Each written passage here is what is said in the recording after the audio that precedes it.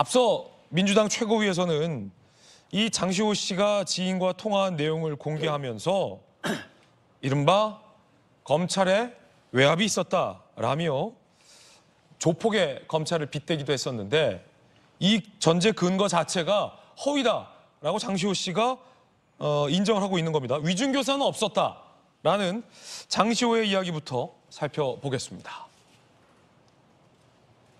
장시호가 지난해 11월 7일에 이미 지난해 11월에 인정받고 싶어서 검사님이 매일 저와 통화하고 만나는 것처럼 말했습니다.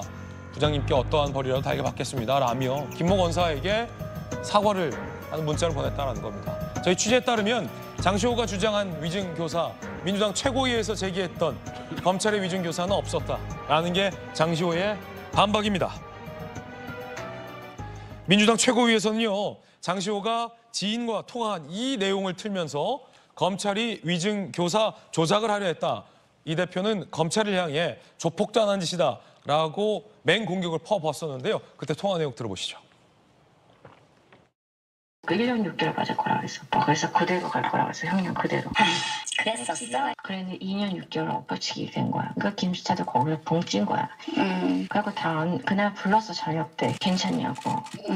괜찮겠네. 아침 막 약 먹이고 막 거기서 뭐 새벽까지 물고 풀고 난리 쳐갖고 내일 너 안 나오고 싶으면 안 나와도 된다. 너 페이퍼를 이만큼 준 거야. 그러고 또 그 와중에 고웠어. 질문지를 다. 근데 교도관들 원래 못 만나게 증언이랑 그거랑 근데 교도관한테 나가 있으라 그러고 불렀거든 이렇게.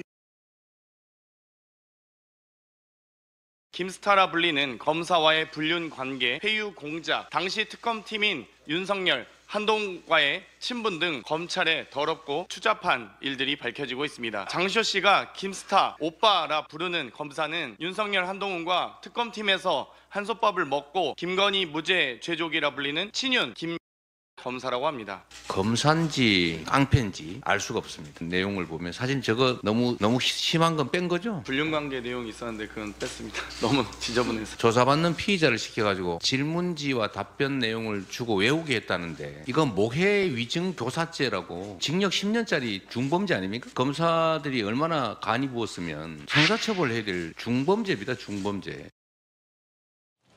장경태 의원 같은 경우는 뭐 불륜관계 주장까지 했는데 해당 검사는 전혀 사실무근이라고 부인하고 있고 결국 저희 취재로 장시호가 결국은 잘 보이고 싶어서 거짓말한 것이다라고 본인의 입장까지 지금 다 공개돼서 장경태 최고가 띄우고 이재명 대표가 받았던 이번 사건은 또 하나의 해프닝으로 종결이 되는 듯한 분위기인데 김명민 최고님. 네, 간이 부은 건 검찰이 아니고 장시호 씨가 간이 부은 거고 그런 내용들을 확인도 없이 당 최고위원회에서 저렇게 얘기하는 것이 이거 이번이 처음이 아니잖아요. 예. 지난번 청담동 술자리 문제 퍼졌을 때도 그때 여과 없이 최고위에서 그 내용들을 틀고 다 사실인 것처럼 바라보고 있었던 정치권의 모습들이 기억나는데 이렇게 가짜 뉴스를 정치권이 나서서 직접적으로 얘기를 하면 시간이 지나서 아닌 일들이 밝혀지지 않습니까? 장시호 씨랑 전화 한 통화만 했어도 사실은 그럼요. 장경태 의원이 이게 기다 아니다 사리 분별은 했을 수 있을 것 같은데. 얼마든지 법사위를 통해서 해당 검사 등에 대한 내용 확인이 가능했을 거고 이 내용들을 일방적으로 얘기를 다 꺼내놓고 나면 나중에 아니라 그래도 그 가짜 뉴스만 기억에 남아서 그 사실로 믿는 국민들이 상당히 있다라고 하는 여론조사 결과까지 나오지 않았습니까? 한 번도 아니고 여러 차례 이렇게 얘기하는 그 근거가 저희가 무엇인지 굉장히 궁금한데 결과적으로 검찰이 이토록 잘못된 집단이고 정말 나쁜 집단이어서 이 검찰 집단에 대한 개혁을 주장하고 싶었던 것 아닌가 싶은데요.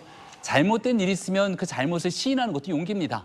여기에 대한 최고위원회 민주당이 과연 어떤 방식으로 이 내용 사실관계가 다른 것으로 드러났을 때 간이 부었다고 얘기했던 일들에 대해서 반론 그리고 거기에 대한 반대되는 의견들이 얘기할지 한번 지켜보겠습니다.